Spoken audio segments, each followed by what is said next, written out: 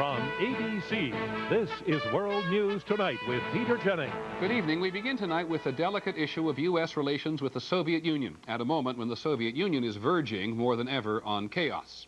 President Bush is under pressure to help the Soviet leader, Mikhail Gorbachev, who is under even greater pressure by Soviets for and against any further change in the Soviet system. This involves American money, nuclear weapons, and today the president's choice for the next American ambassador to Moscow. He is a legendary mover and shaker, the former chairman of the Democratic Party, Robert Strauss. But what does the president have in mind? Here's ABC's Britt Hume. When Texas's two most prominent Republicans walked out of the Oval Office with one of the Lone Star State's most famous and enduring Democrats today, it was the kind of political surprise Washington loves. Bob Strauss, lawyer, lobbyist, and legendary backslapper, is back for an assignment nobody, including him, would have imagined. A week ago, if anyone had told me I would be standing here, I would have thought they were crazy. In the 1970s, as his party's chairman, Strauss helped hold the divided Democrats together long enough to get Jimmy Carter elected. He later was Mr. Carter's special trade representative and served for a time as well as special Middle East envoy, returning from that in time to try to help Mr. Carter be reelected. His Democratic Party credentials have not kept him from becoming a good friend both of the president and of his Secretary of State. And that, combined with his resume, was enough to make President Bush think Strauss had just what it takes for the sensitive Moscow post. Contacts with high officials, a knowledge of America, a guarantee that two ships, big ships, important ships, won't pass in the night for lack of understanding.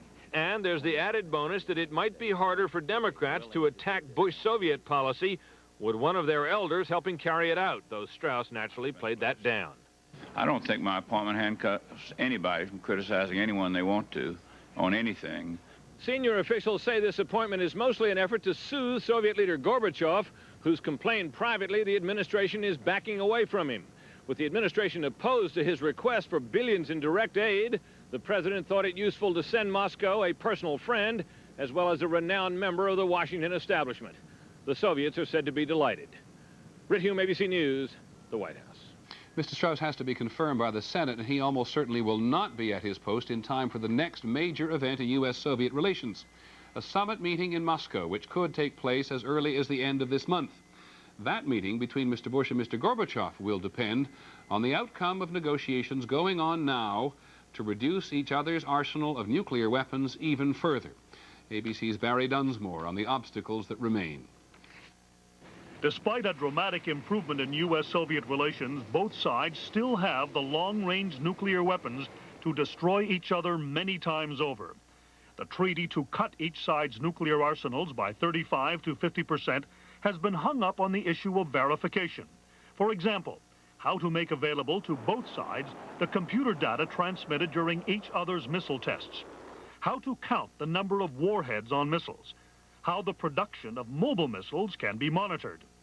The two sides are not that far apart on the specifics, but each side is involved in an internal debate over what to do next. In Moscow, senior military advisors think they've already made too many concessions, but President Gorbachev wants a deal. The Soviets have higher priorities. They want economic engagement of the West in the Soviet reform effort, and they know they have to stabilize the security relationship in order to do that. In Washington, former U.S. nuclear arms negotiator Richard Burt has been arguing the U.S. would be crazy to pass up this treaty. Secretary Baker seems to agree.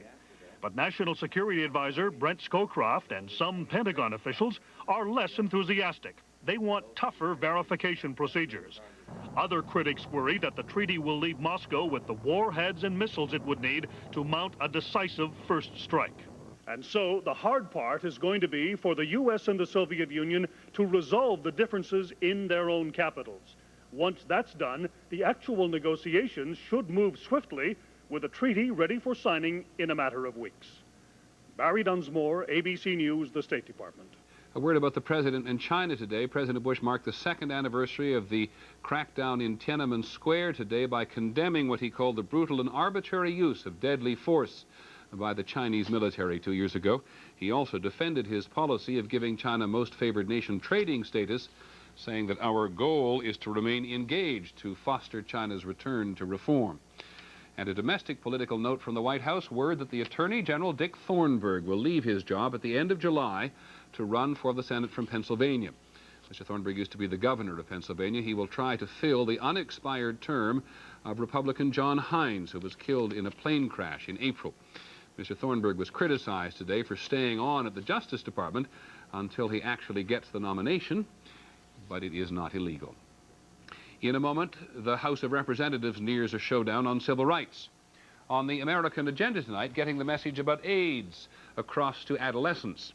And finally, the view of the world from Granny's Network. This is World News Tonight with Peter Jennings, brought to you by AT&T.